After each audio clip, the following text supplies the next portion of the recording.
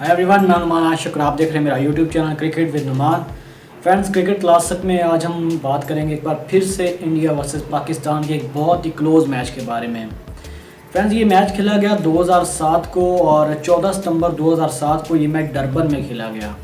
ICC world T20 का उस वक्त पहला एडिशन चल रहा था और पाकिस्तान और इंडिया ग्रुप डी में शामिल थे। इंडिया का जो पहला मैच था वो वॉश आउट हो गया था स्कॉटलैंड के खिलाफ, तो ये मैच जो है इंडिया के लिए जीतना बहुत ज़्यादा ज़रूरी था, जबकि पाकिस्तान पहले ही स्कॉटलैंड को हरा चुका था।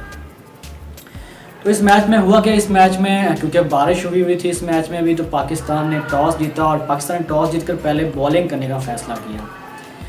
तो मेरे ख्याल से काफ़ी हद तक ये वाला फैसला जो है वो सही भी साबित हुआ पाकिस्तान का, क्योंकि शुरू में ही पहले ही ओवर में मोहम्मद आसिफ ने कॉटन बॉल कर दिया गौतम गंभीर को और 0 रन पर पहली विकेट गिर गई इंडिया की, जिसके बाद इंडिया के ऊपर काफ़ी प्रेशर जो बिल्ड हो गया। खैर, अब सारी तवक्कुआत वीरेंद्र सहवाग पर थी, क्योंकि वीरेंद्र सहवाग इंडिया के बहुत ही जाराना मिजाज के प्लेयर थे। तो लेकिन वीरेंद्र सहवाग भी इस मैच में चल नहीं पाए और वीरेंद्र सहवाग भी मोहम्मद आसिफ की इन स्विंग डिलीवरी पर बोल्ड हो गए। इंडिया की जो टॉप ऑर्डर बैट्समैन थे वो लगातार आउट ही होते चले जा रहे थे। पहले गौतम गंभीर आउट हो गए, फिर वीरेंद्र सहवाग आउट हो गए। रॉबिन थापा ने अच्छी बैटिंग की इस मैच में, लेकिन उसके बाद युवराज सिंह जो हैं वो भी आउट हो गए। दिनेश कार्तिक को भी मोहम्मद आसिफ ने आउट कर दिया। तो मोहम्मद आसिफ ने इस मैच में बहुत ही शानदार स्पेल किया। मोहम्मद आसिफ ने इस मैच में 4 विकेट हासिल किए 18 रन देकर अपने 4 ओवर के कोटे में। खैर, जब काफ़ी ज़्यादा प्रेशर बना हुआ था इंडिया के ऊपर, उस मुश्किल सिचुएशन में बहुत ही ज़बरदस्त बैटिंग की रॉबिन थापा ने बहुत ही शानदार शॉट्स खेले इस मैच में, जिससे इंडिया जो है वो उसका पार्टनरशिप जो है वो लगनी शुरू हो गई। लेकिन ज़्यादा देर तक रॉबिन थापा भी बैटिंग नहीं कर पाए और रॉबिन थापा 50 रन बनाकर 39 गेंदों पर 50 रन बनाकर सुहेल तनवीर के हाथों वो कमरान अकमल को कैच दे बैठे। तो इंडिया की जो विकेट्स थी वो लगातार गिरती जा रही थी, जिसकी वजह से इंडिया को जो रन्स बनाना बहुत ज़्यादा मुश्किल हो रहा था और बीच में बार बार बारिश भी खलल डाल रही। तो इस सिचुएशन में जब एक बार बारिश की वजह से मैच इंटरप्यूटेड हुआ और उसके बाद दोबारा मैच शुरू हुआ, तो फिर इरफान पठान ने आते ही पहले अफरीदी को 2 छक्के लगाए इरफान पठान ने। और इरफान पठान और अफरीदी का कॉन्टेस्ट तो हमेशा से ही देखने वाला होता था उस वक्त में। कभी अफरीदी इरफान पठान के ऊपर भारी पड़ जाते थे, कभी इरफान पठान अफरीदी के ऊपर। खैर, 2 छक्के मारने के बाद इरफान पठान भी शायद अफरीदी की गेंद पर आउट हो गए।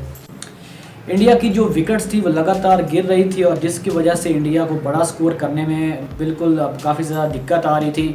इंडिया के ऊपर अब यही था कि वो एक ऐसा स्कोर बना सके जिसके ऊपर कम से कम वो फाइट कर सकें। कप्तान महेंद्र सिंह धोनी भी लगातार कोशिश कर रहे थे कि इंडिया के लिए वो एक सूटेबल टारगेट सेट कर लें, ताकि ऐसा टारगेट हो जिस पर कम से कम उनकी टीम फाइट कर सके। तो इनका साथ दे रहे थे उनके जो टेलेंडर बैट्समैन थे, जैसे कि अजीत अगरकर वगैरह।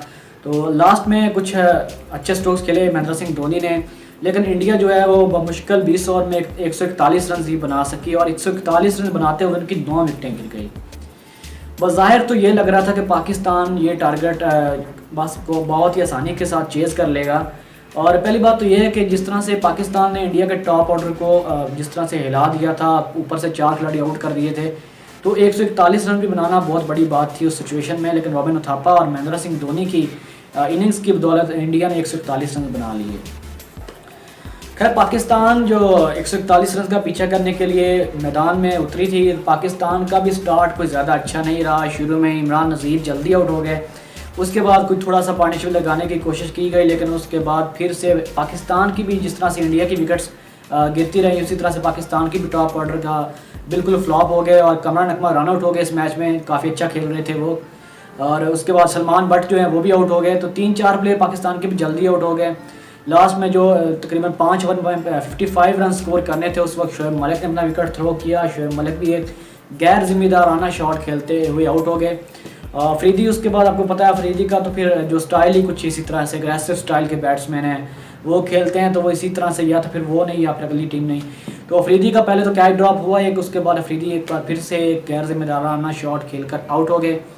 तो लास्ट में एकदम से जो कि मैच लग रहा था कि पाकिस्तान के हक में जा रहा है, वो एकदम से इंडिया की तरफ झुकना शुरू हो गया। इंडिया की टीम थी उसमें वो बहुत ज़्यादा खुश थे, क्योंकि अब पूरा प्रेशर पाकिस्तान के ऊपर था और लास्ट में बैटिंग कर रहे थे मिसबाह उल हक और ऑलराउंडर यासिर अराफात। तो आखिरी जब बची हुई 14 गेंदें थी, 14 गेंदों पर पाकिस्तान ने 39 रन बनाने थे और उस विकेट पर जो रन बनाना कोई ज़्यादा आसान भी नहीं लग रहा था। जिस तरह से पहले विकेटें जो हैं वो गिर चुकी थी, तो बहुत ज़्यादा प्रेशर था मिसबाह उल हक के ऊपर। लेकिन इस वक्त बहुत ही ज़बरदस्त और दिलेराना बैटिंग की मिसबाह उल हक ने। पहले तो उन्होंने एक छक्का लगाया, एक चौका लगाया। उसके बाद जब 12 गेंदों पर 29 रन चाहिए थे, यासर अरफात ने भी अच्छा साथ दिया उनका। यासर अरफात ने भी उनका जितना वो कर सकते थे वो साथ देते रहे। तो लास्ट में करते कराते पाकिस्तान फाइनल ओवर तक पहुंच गया और वहां पर मिसबाह उल हक ने श्रीशांत के खिलाफ लगातार 2 चौके लगाए। पहले उन्होंने चौका लगाया, फिर उसके बाद जब 3 गेंदों पर पाकिस्तान को जीतने के लिए सिर्फ 5 रन चाहिए थे, उस वक्त भी उन्होंने स्ट्रेट बैट से चौका लगा दिया। तो अब 2 गेंदों पर 1 ही रन चाहिए था और लग रहा था कि पाकिस्तान इस मैच को अब तो बहुत ही तकरीबन बल्कि जीत ही चुका है। मगर ऐसी सिचुएशन में श्रीशांत ने थोड़ी सी ऑफ साइड पर उन्होंने गेंद रखी थोड़ी सी उछाल के साथ, तो मिसबाह उल हक ने उस गेंद को बीट कर दिया और ये गेंद गई डॉट। और उसके बाद 1 गेंद थी और 1 ही रन चाहिए था और अब बहुत ज़्यादा प्रेशर था। जितना प्रेशर श्रीशांत पर नज़र आ रहा था, उससे ज़्यादा प्रेशर उस वक्त मिसबाह उल हक के ऊपर नज़र आ रहा था, क्योंकि 1 गेंद पर 1 रन बनाना बहुत ज़्यादा ज़रूरी था। अगर वो 1 गेंद पर 1 रन नहीं बनाते तो मैच हो जाना था टाई, और उस वक्त टाई हो जाता मैच, उसके बाद करना पड़ता है बॉल आउट। तो खैर इस गेंद पर बल्ला तो लगाया मिसबाह ने, लेकिन बदकिस्मती पाकिस्तान की कि इस बार मिसबाह रन आउट हो गए और मैच हो गया टाई। बहुत ही हाई वोल्टेज मैच रहा, कोई भी लग नहीं रहा था। कभी ऐसा लग रहा था कि पाकिस्तान के हाथ में मैच चला जाएगा, कभी लग रहा था कि इंडिया के हक में झुकता जा रहा है मैच, लेकिन लास्ट में मैच टाई हो गया। और उसके बाद इस मैच का फैसला करवाने के लिए बॉल आउट करवाया गया। तो हिस्ट्री में ये मेरे ख्याल से पहली दफ़ा ये बॉल आउट वाला चक्कर हुआ था। उसके बाद इस पर काफ़ी ज़्यादा तनकीद हुई और इसको ख़त्म करके फिर सुपर ओवर को लाया गया।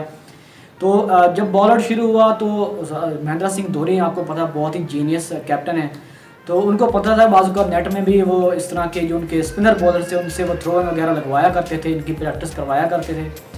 तो उन्होंने वीरेंद्र सहवाग को बॉलिंग दी, तो वीरेंद्र सहवाग ने अपनी पहली गेंद उन्हें विकेटों पे ऊपर लगाई और उनका जो निशाना है वो चूका नहीं। तो इस तरह से वीरेंद्र सहवाग ने इस बार अपनी गेंद से विकेटों का निशाना बनाया और हिट विकेट हो गया।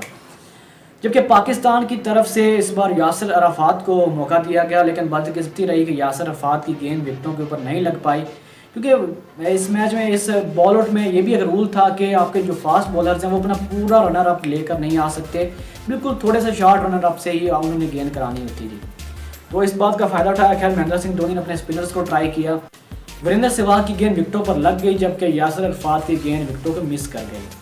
इसके बाद अगली बारी इंडिया की थी, तो इंडिया ने इस बार हरभजन सिंह को भेजा और हरभजन सिंह ने भी विकेटों को निशाना बना लिया। हरभजन सिंह के इस निशाने पर की वजह से इंडिया को 2-0 की बढ़तरी हासिल हो गई। और अब पाकिस्तान की तरफ से बॉलिंग करवाने आए उमर गुल का भी निशाना इस बार चूक गया। हालांकि अगर बैट्समैन आगे हो तो उमर गुल तो बहुत ज़बरदस्त यॉर्कर मारने के लिए जाने जाते हैं, मगर बदकिस्मती से उमर गुल भी इस बार चूक गए और इंडिया जो है वो 2-0 से ऊपर था। तो लास्ट जो उसके बाद जो महेंद्र सिंह धोनी ने भेजा रॉबिन उथापा को, जो बिल्कुल एक नॉन रेगुलर, मेरे ख्याल से वो बॉलिंग भी नहीं कराते थे, लेकिन जाहिर सी बात है क्योंकि यहाँ पर सिर्फ निशाना ही लगाना था, तो उन्होंने वो रॉबिन उथापा को भेजा और रॉबिन उथापा का भी ये निशाना बिल्कुल सीधा रहा और ये भी गेंद भी विकेटों को लग गई, जिसकी वजह से 3-0 की बढ़तरी हासिल हो गई थी इंडिया को। लास्ट में बिल्कुल डिसहार्ट हुए शाहिद अफरीदी गेंद मारने के लिए आए विकेटों को। पाकिस्तान के पास अब कोई चांस नहीं था, पाकिस्तान 3 के 3 निशाने लगा भी लेता और इंडिया के अगले 3 के 3 मिस हो जाते तो भी ये मैच बराबर ही रहता। खैर इस बार अफरीदी का भी निशाना जो है वो चूक गया और इस तरह से पाकिस्तान की 3 के 3 निशाने चूक गया और भारत के 3 के 3 विकेटों को लगे, जिससे 3-0 से बॉल आउट जीत लिया इंडिया ने और इस तरह से इंडिया को इस मैच का फातह करार दिया गया। तो खैर बहुत ही ज़बरदस्त मैच रहा। कोई भी मेरे ख्याल से ये डिज़र्व नहीं करता था कि वो हारे। जिस तरह से पाकिस्तान ने पहले हाफ में बॉलिंग की थी, उसके बाद फिर मिसबाह ने लास्ट में बहुत ज़बरदस्त बैटिंग की थी। इंडिया ने भी बहुत अच्छी इस मैच में, जिस तरह से शुरू में उनके आउट हो गए थे उसके बाद उन्होंने टीम को संभाला। महेंद्र सिंह धोनी और रॉबिन उथापा ने बहुत अच्छा बैटिंग की और फिर लास्ट में फिर आकर जब श्रीशांत ने 2 गेंदें मिसबाह पर बीट कर दी, तो मैच बहुत क्लोज रहा। लेकिन इस बार बॉल आउट की वजह से इंडिया को फातह करार दिया गया इस मैच में। तो जिस पर महेंद्र सिंह धोनी ने भी बाद में प्रेस कॉन्फ्रेंस में कहा कि मैं नहीं चाहता कि इस तरह से किसी भी मैच का नतीजा निकाला जाए, जब मैच टाई हो जाए तो इसका कोई और रूल होना चाहिए, जिसके ऊपर बाद में आईसीसी ने फिर इस रूल को बदल दिया और उसके बाद सुपर ओवर को इंट्रोड्यूस करवाया गया, जो अभी तक T20 मैच में इसी तरह से चल रहा है जब मैच टाई हो जाता है। तो बहुत ही ज़बरदस्त मैच रहा। खैर इंडिया वर्सेस पाकिस्तान इतना ज़्यादा क्लोज इनकाउंटर जो है वो मेरे ख्याल से वर्ल्ड कप में तो बिल्कुल हमें देखने को नहीं मिला होगा। तो हिस्ट्री में शायद एक ही बार हुआ है कि मैच इतना क्लोज हुआ हो, मैच टाई भी हो गया हो, दोनों टीमों में जो है एक दूसरे को मैच के दौरान तो हरा नहीं पाई और उसके बाद बॉल आउट पर ये इस मैच का जो फैसला निकाला गया। फ्रेंड्स आई होप कि आपको वीडियो बहुत अच्छी लगी होगी। अगर वीडियो अच्छी लगी प्लीज़ वीडियो को लाइक जरूर कर दीजिएगा और चैनल को भी सब्सक्राइब कर दीजिएगा। इसके अलावा अगर आप मुझे फॉलो करना चाहते हैं तो आप ट्विटर पे, फेसबुक पर और इंस्टाग्राम पर भी मुझे फॉलो कर सकते हैं। शुक्रिया।